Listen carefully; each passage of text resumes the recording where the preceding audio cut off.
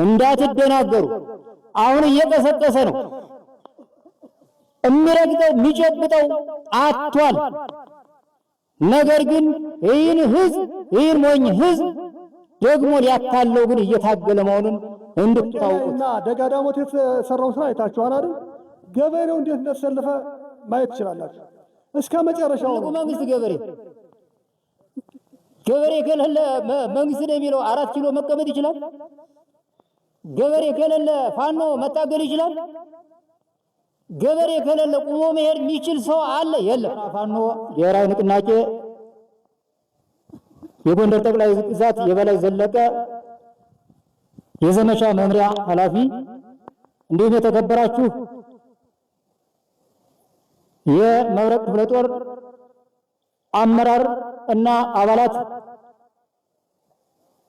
ከሁሉ አስቀድሜ በእናንተ ፊት ቁሜ ንግግር እንዳደርግ እድል ስለተሰጠኝ በጣም አመሰግናለሁ። የተከበራችሁ የግል ጦር መሳሪያ ታጣቂዎች፣ እንደዚህ ተደራጅታችሁ ተሰልፋችሁ በማየቴ ክብር ይገባችኋል። መጀመሪያ ለእናንተ ሞቅ ያለ ሞራል በራሳችሁ ስጡ። አመሰግናለሁ። እንግዲህ ከኔ በፊት የተናገሩት የተከበሩት አመራሮች ብዙን ተናግረውታል። እኔ የተወሰነ ለማለት ካልሆነ በስተቀር ተንትነው አስተምረዋቸዋል፣ ነግረዋቸዋል። እኔ ጠበቅ ማደርጋት መያዝ ያለባችሁ መረዳት ያለባችሁ የፋኖ ዓላማ ምን እንደሆነ በውል መያዝ ይገባችኋል። ርስታችንና ማንነታችን የምንሸጥ ሰው እንዳልሆነ በውል መረዳት መቻል አለባችሁ። እንዳትደናገሩ። አሁን እየቀሰቀሰ ነው። የሚረግጠው የሚጨብጠው አጥቷል። ነገር ግን ይህን ህዝብ ይህን ሞኝ ህዝብ ደግሞ ሊያታለው ግን እየታገለ መሆኑን እንድታውቁት። እየቀሰቀሰ ነው። ነገ ተወረድክ ተነስ ሊልህ። ይህን ማወቅ መቻል አለባችሁ። እኛ የምንታገለው ለዚህ ነው። በዚህ 3 ዓመት ውስጥ የተቃጠለ ቤተክርስቲያን በማስታወሻ ላይ አለ። በኢትዮጵያ ደረጃ የተገደለ የሃይማኖት መሪ በቁጥር ያስቀመጥኩት አለ። የተቃጠለ ገዳማት አለ በድምር። የተገደለ የገዳማት መነኩሴዎች ዝርዝር አለ። ትላንትናም በድሮን ወሎ ላይ የተገደሉት መነኩሴዎች እያያችሁ እየሰማችሁ ነው። ታሪክ አይደለም፣ ትላንትና የተፈጸመ የተሰራ ድርጊት ነው። ስለዚህ ይሄን በውል ማወቅ መቻል አለባችሁ ለማለት ነው። ከዚህ በተረፈ አንድ ትልቅ እንኳን ደስ አላችሁ ምላችሁ ቅድም ሲባል እንደነበረው አማራ እንደ አማራ አንድ ድርጅት መስርቷል። ትላንትና ግን ሐምሌ 5 አሁን በያዝነው ወር የጎንደር አንድነት ተመስርቷል። እስካሁን ጎንደር 2 እዝ ሆኖ ተከፋፍሎ ነው የነበረ። ጎንደር ጠቅላይ ግዛትና በላይ እዝ ተብሎ ተለያይቶ ነው የነበረ። አንዱ ችግርም ሲፈጥርብን የነበረ ጎንደር ከ2 መሆኑ ነው። ከአንዱ እዝ ሲያኮርፍ ወደ አንዱ እዝ ይሄዳል፣ ከአንዱ እዝ ሲያኮርፍ ወደ አንዱ እዝ ይሄዳል። በመሃል ላይ ይህን ህዝብ ይጎዳል። ዛሬ ግን አንድ ሆኖ ካሁን በኋላ በአንድ መመሪያ በአንድ ሰንሰለት የሚመራ ፋኖ እንደሚሆን የምስራቹንም በዚህ አጋጣሚ ልነግራችሁ እፈልጋለሁ። ቅድም ሲባል እንደነበረው ፋኖ ዓላማውን ነግሬያቸዋለሁ። ነገር ግን በዚህ መሃል 3 አይነት ፋኖ እንዳለ እገልጽላችኋለሁ። እውነተኛው ፋኖ በባዶ እግሩ የሚታገል፣ ቆሎ እየበላ የሚታገል፣ ቂጣ እየበላ የሚታገል፣ ሲያጣም ጾሙን አድሮ የሚዋጋ ፋኖ እውነተኛው ፋኖ። ሁለተኛውና ሶስተኛው ግን ቅድም ሲባል እንደነበረው ዘርፌ ዘራርፌ ሀብት ማካበት አለብኝ ብሎ የመጣ ፋኖ አለ። እንደገና በብልጽግና ተልኮ ተቀብሎ ተልኮ የሚፈጽም ፋኖ አለ። ይህ ተደምሮ ነው ፋኖ የሚባለው። ከአሁን በኋላ ግን እንዲህ አይነት አካሄድ የለም፣ አለመኖሩ እንድታውቁ ከእናንተ ጋር ሁነን ይህን እናጠራለን፣ እናስተካክላለን። ስለዚህ የእናንተ ትልቁ ዓላማ ምንድን ነው? አካባቢያችሁን ቅድም ሲባል እንደነበረው አካባቢያችሁን መጠበቅ፣ በተናጠል የሚንቀሳቀስ ፋኖ ካለ መጠየቅ፣ ወረቀት አምጣ ትለዋል። በፍቃድ የሚሄድ ከሆነ ደብዳቤ ይዞ ነው የሚሄድ። ካልሆነ ዝም ብሎ የሚሄድ ፋኖ የለም። ፍቃድ ከሌለውና ዞር ወር የሚል ከሆነ በቃ ሌላ አማራጭ የለም፣ እርምጃ መውሰድ።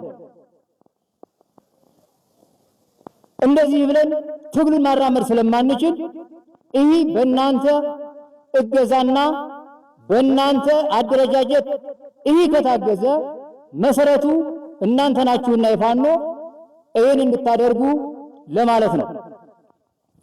ከዚህ ውጭ እስኪ አንድ ነገር ልጠይቃችሁ።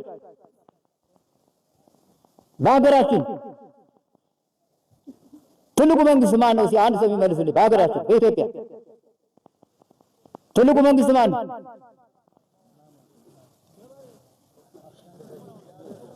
እግዚአብሔር ይስጥህ። ትልቁ መንግስት ገበሬ። ገበሬ ከሌለ መንግስት ነው የሚለው 4 ኪሎ መቀበል ይችላል? ገበሬ ከሌለ ፋኖ መታገል ይችላል? ገበሬ ከሌለ ቁሞ መሄድ የሚችል ሰው አለ? የለም። ስለዚህ መንግስት የሚባለው ገበሬ፣ መንግስት የሚባለው ገበሬ ነው። አሁን ያለው መንግስት አማራ ገበሬ ነው። አማራም ብቻ አይደለም፣ የኦርቶዶክስ እምነትን አጥፊ ነው። የኦርቶዶክስ እምነትን ብቻ አይደለም፣ የእስልምና ሃይማኖትንም አጥፊ ነው። ምክንያቱም እሱ እስላም አይደለም እንድታውቁት። የ666 ዲቃላ ሃይማኖት ተከታይ አብይ መሐመድ ስሙ ነው። ሃይማኖቱን ክዶ ግን 666 ሃይማኖት ተከታይ መሆኑን ወቁ። ጠላታችን ማን ነው? ስርዓቱ። ጠላታችን ማን ነው? አብይ ነው። ጠላታችን ማን ነው? የአማራ ሆዳም በሆዱ የተገዛ ብልጽግና ነው። ትልቁ ጠላታችን ግን የአማራ ብልጽግና ነው። አማራ እየተገደለ አይደለም ብሎ የምስክርነት ቃል የሚሰጥ እንደናረጋ ከበደ ያለ ከሃዲያን። አረጋ ከበደ ተጠየቀ። አማራ ላይ ድሮን እየደበደበ ነው። ስለዚህ እሱ በሚመሩት ክልል እንዴት ድሮን ይደበደባል? በድሮን ይደበደባል። እንዴት ድሮን ይጥላል? እንዴት ንጹሃን ዜጋ ይገደላል አሉት። ውሸት ነው አሉ። በአማራ ክልል ላይ ድሮን ድብደባ በፍጹም የለም ብሎ ነው የካደ። እንግዲህ ድሮን ከዚህ ላይ እንደጣለ እናንተ ታውቃላችሁ። የሌላውን በዜና ብትሰሙትም በተግባር ሚካኤል ደብር ላይ አልጣለም። አምና ነው መቼ ጥሏል። ይህን እየተደረገ ነው ያለ። ስለዚህ እኛ የምንታገለው ለሃይማኖታችን፣ ለክርስትና ሃይማኖት ብቻ አይደለም። የሁሉም እምነት እኩል መታየት አለበት ብለን እናምናለን። ስለዚህ የእኛን እምነት ከፍ የሌላውን እምነት ዝቅ አድርገን ግን የማናይ መሆናችን ዓላማችን ይሄ እንደሆነ እንድታውቁት ታውቁታላችሁ። ማታውቁት የለም። ስለዚህ ይሄን ለማለት ነው። አመሰግናለሁ። አካባቢያችሁ የሰራችሁ ስራ እናውቃለን። በርካታ የባንዳ የአብይ ወንበር ጠባቂ ኃይል ድሽካ ሁላ ማርካችሁ፣ ክላሽ ማርካችሁ 300 በላይ ክላሽ እንደማረካችሁ 2-3 ድሽካ እንደማረካችሁ እናውቃለን። አጋጣሚ ሆኖ እኛ ከእናንተ ፊት ቆሜ መናገሬ በጣም ለእግዚአብሔር ታላቅ ክብርና ምስጋና ሰጠዋለሁ። እኛ እንግዲህ በዚህ ትግል ስንወጣ መከላከያ ነው የነበርነው። ብዙ ዓመት አገልግለናል። ከ30 ዓመት ነው አገልግለናል።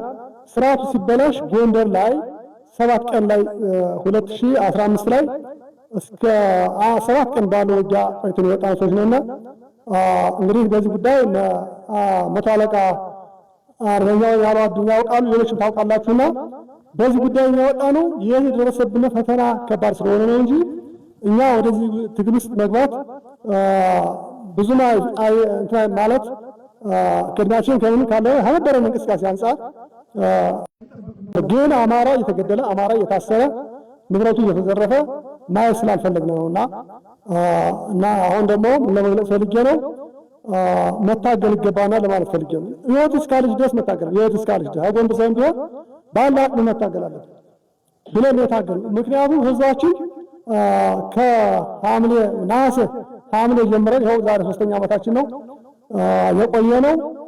ጎንደር ዙሪያ ያለውን ታጋዮቻችን ፋኖቻችን በማታገል ምዕራብ አርማጭሆ፣ ምስራቅ አርማጭሆ፣ ምዕራብ አርማጭሆ፣ ሰሜን አርማጭሆን ተቋራ መተማ ድረስ ነው የቆየ ነው እኛ እያደራጀነ ማለት ነው። አሁን በዚህ ጉዳይ አርበኛ ያለው ሊገልጸው ይችላል። አብረን ቆይተን ነበር ቋራ መተማ ላይ እና ስለዚህ ከዛ አነስተን ነው እኛ መጣን። ከሱዳን ጠረፍ ተነስተን የመጣን ወደኛ ይሄ ጎንደር ተነስተን አደራጅተን እንደገና ደግሞ እናንተ እዚህ ሀረግ ሆኖ እናንተ ጋር ደግሞ እንድንገናኝ አድርጎናል ማለት ነው።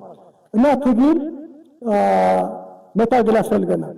እየሞትን እየተገደልን ዝም ብሎ ቆም ማየት በታሪክ ያስወቅሰናል። ይሁላ ጀግና ይሁላ መሳሪያ ድሮስ አባቶቻችን በጦር በጎራዴ በደንጃም በወንጭፍ ነው ሲታገሉ የነበሩት። ጣሊያን ያንበረከኩት በባዶ እጃቸው በጦር በጎራዴ በአንድ መሳሪያ ለ10 ለምናምን ይዘው ነው ጣሊያን ማርከው ናስን ወጨፈ ምናምን ባለ የተለያዩ መሳሪያዎች ጣሊያን ያንበረከኩት በዚህ ነውና እናንተ ግን እዚህ ያላችሁ ጀግኖች መሳሪያችሁን እያየን ነው ብዙ መስራት ትችላላችሁ ማለት ነው። ለባንዳ ምንም መደራደር አያስፈልግም። መታገል አለባችሁ። በቃ አርበኞች ናችሁ። ከፋኖ ጎን ሆናችሁ ይስራት እስከ መጨረሻው ታግለን ማቸነፍ ነው። አሁን ደክሞ ነው ያለ አይዟችሁ። አሁን ያወጣለት ጉዳይ ምንሻ የሚባል ልቅምቃሚ ሆዳሙ ያሁን ተለቃቅሞ እየሄደ ነው ያለው። አሁን ግማሹን ስሮጥ ከመንገድ እየተገደለው ግማሹን እየከዳ እየወጣ ነው። አሁን ምረት እንገባለን እንደገና ወደ ፋኖ ምረት እየገባ ሀመት እየማር መቼ ፋኖ ሆዶ ሰፊ ነው ምረት እየሰጠን እንደ ሁኔታው እያስተናገደ ነው ያለውና ይህን ለመግለጽ የፈለኩት ምንድነው እናንተም ጠንክራችሁ በአደረጃጀታችሁ ጠንክራችሁ መታገል አለባችሁ። እነዚህ ይሁላ ጦር ይዘው ይሁላ ጀግና ተቀምጦ ታሪካዊ ቦታ ቁጭ ብለን አሻግረን ማየት የለብንም።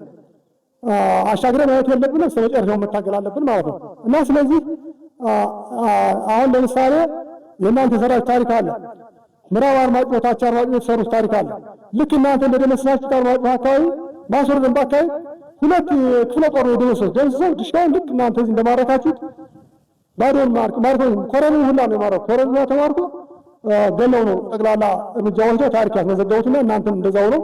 ጎንደር መቼም የታሪክ የተፈጠረበት ጀግና የተፈጠረበት አገር ነውና ሰሞኑን ሰምታችኋል። ጎጃም ላይ ጮቄ ላይና ደጋዳሞት የተሰራው ስራ አይታችኋል አይደል?